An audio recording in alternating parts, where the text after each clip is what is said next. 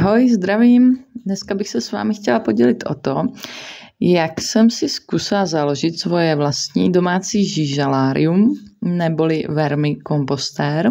Ráno jsem si byla nakopat žížaly hnojáky. Je to druh Eisenia foetida a je trošku jiná než ty klasické žížaly obecné a myslím, že by se mohla na to domácí kompostování hodit. Jednak si je budeme brát i jako návnadu na ryby a druhak by měla poměrně dobře se nám množit v tom domácím žížalárium a zpracovávat postupně i nějaké ty ovocno-zeleninové zbytky z kuchyně. Už jsem si pro ně pár dní předem připravila takový předkompost, který se skládal prostě jenom z listů salátu, nějaké odřezky z jablíček, byla tam i kávová sedlina, pár lístků cibule, ale ne moc, aby to nebylo pro ně moc antiseptické. Takže kromě dalších věcí, které si řekneme dál, tak to byla taková předpříprava. O domácím žížaláriu jsem uvažovala už docela dlouhou dobu, ale ty vermikompostéry, které jsou v prodeji, tak se mi zdály dost drahé na to, že to je prostě jenom nějaká krabička jako domeček pro žížaly. A říkala jsem si, dobře, tak pojďme zkusit nějaký ten způsob do it yourself, neboli udělej si sám. Návod jsem si nastudovala od Wormáka, za to dík. A můžeme si ukázat, jak jsem tedy postupovala, přičemž to bylo opravdu podle něho a bylo to opravdu velmi jednoduché. Myslím si, že pro začátečníky bezva. Takže vzala jsem si vrtačku, 2 vrtáky do dřeva, 4 a 6. 6 jsem použila na díry, 4 na spojování těch 2 belíčků. Je to teda systém, kdy v jednom belíku jsou žížalky, ten má otvory, je spojený s tím druhým belíčkem, na kterém stojí a tam se může zachytávat vlastně tekutina, která je v tom kompostu přebytečná. Dále jsem si nakoupila opravdu za pár korun asi 8 šroubků, taky 4, úplně v pohodě to prolezlo, matičky na to a podložky, které jsem teda dávala pro jistotu z obou stran. Pak jsem si vzala nožík, vyřízla jsem doprostřed prvního víka díru, ale okraj jsem si nechala tak široký, abych do něj potom mohla navrtat ty dírky a následně to spojit se dnem belíku. Takovýmhle způsobem jsem si teda připravila napojení obou belíků a pak jsem si vzala větší vrták, tu 6. Začala jsem vrtat díry do kruhu, do druhého víka a ty budou pro odvětrávání, protože do každého kompostu je potřeba, aby proudil vzduch. Nicméně ty žížalky v noci jsou aktivní a aby nám nevylezly a zároveň, aby se nám dovnitř nedostávaly třeba octomilky, tak je potřeba to potom zajistit nějakou síťkou nebo netkanou textilí. Ta je určitě vhodná, protože je zároveň tmavá, takže belíček i přistíní a žížalky světlo moc rádi nemají, takže je dobré tohleto zařídit. Tu černou textilii jsem si jednoduše sestřihla tak, aby teda přesahovala ty větrací otvory. Potom jsem si vzala textilní pásku, kterou jsem pečlivě tu textilii přilepila k tomu hornímu víku. Takhle nějak vypadá víko hotové a jedeme dál. Ještě jsem si vzala znovu ten první belíček a tam je teda potřeba vyvrtat zase tou šestkou pár otvorů pro odtok té tekutiny z kompostu, která se bude posléze jímat a může se ředit, může se používat jako hnojivo nebo s tím zalívat třeba kompost, který máte venku a bude to perfektní aktivátor. Náš vermikomposter máme konečně připravený, sestavený a můžeme jít plnit. Připravila jsem si nějaký kartonový papír, který nám vlastně přišel v balíku už takový předtrhaný, takže to byl bonus.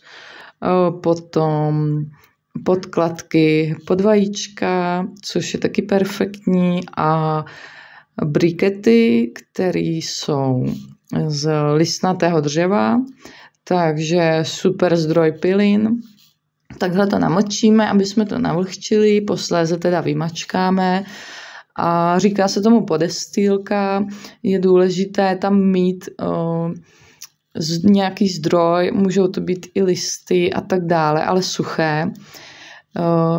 Nějaký zdroj tohoto materiálu, který je taky organický, povětšinou vlastně celulóza a bude tlít dlouho v tom kompostu. Ty žížalky v tom vlastně budou bydlet, následně to budou i jíst, ale nestane se nám z toho kompostu nějaké bláto. Je dobré tam nějaké to seníčko, pilinky nebo tenhle máčený karton občas přidávat mimo těch zelených zbytků z kuchyně.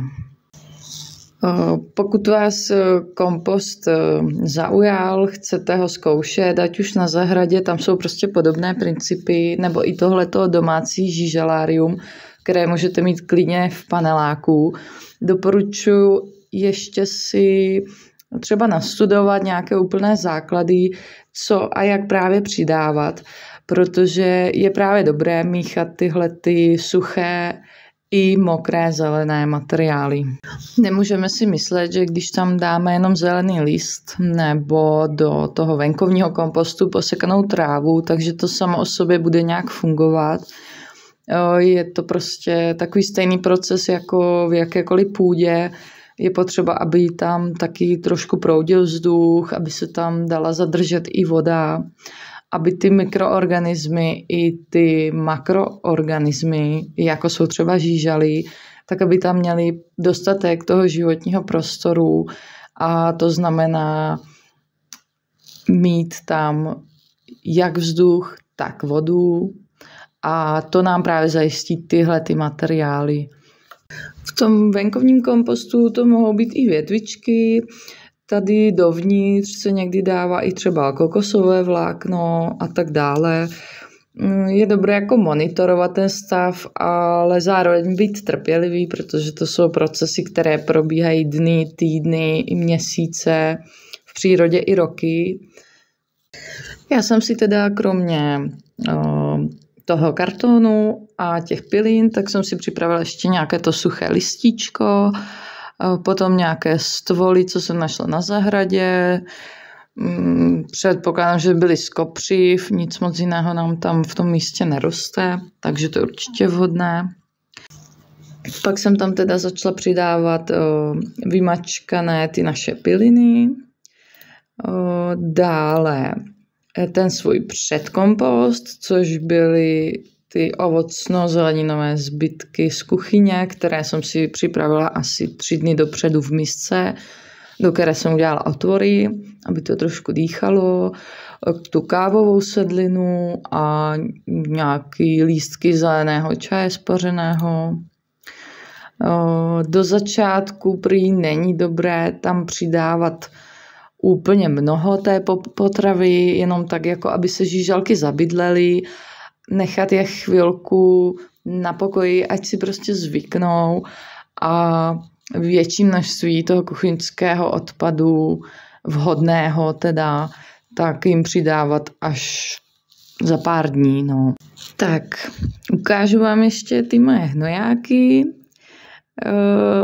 bylo to docela náročné vlastně najít místo, kde jich bude víc. Já jsem jich našla zatím asi 10, ale budeme možná postupně přidávat, když ještě nějaké najdeme. No, ale my nemáme zase tak vysoké požadavky na to, aby nám rychle spotřebovávali ten kuchyňský odpad. Prostě, když toho bude moc, tak to dáme na ten venkovní kompost. Chceme to zkusit a chceme mít i tu násadu pro ty rybky potom na chytání. Jinak dá se koupit násada kalifornských žížal. Pokud chcete zpracovávat hodně toho kuchyňského odpadu, budete mít vhodný rozměr i toho kompostéru. Dá se zpracovat opravdu poměrně velké množství, i třeba od 4členné rodiny. No, ale pro nás je to spíš zábava, chceme to vyzkoušet a ráda se s vámi podělím o průběh našeho domácího vermikompostéru.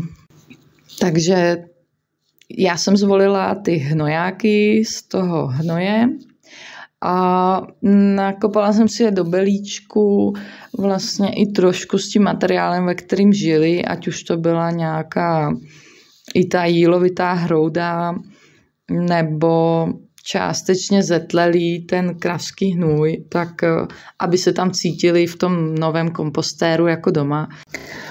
Pak už jsem je tam jenom opatrně dala.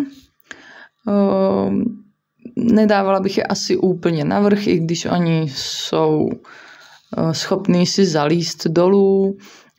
Ty žížalky žijou, tyhle ty hnojáky, nebo i ty kalifornský, tak žijou v nějakých 15 horních centimetrech toho kompostéru, takže zhruba tam jsem se je pokusila umístit, ještě jsem je trošku nakryla tou mojí připravenou směsí a nahoru jsem přikryla kartonem, aby případně odebíral nějakou přebytečnou vlhkost nebo aby prostě se tam měli dobře jako v peřince.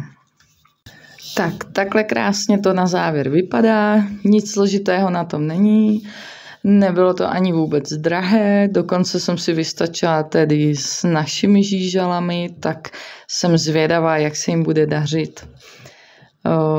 Kdybyste chtěli do nějakého toho panelákového bytu si koupit nějaký designový kompostér a násadu z těch kalifornských žížal, určitě je to možné a určitě se jim bude u vás taky dařit. Ať se daří i vám, mějte se krásně.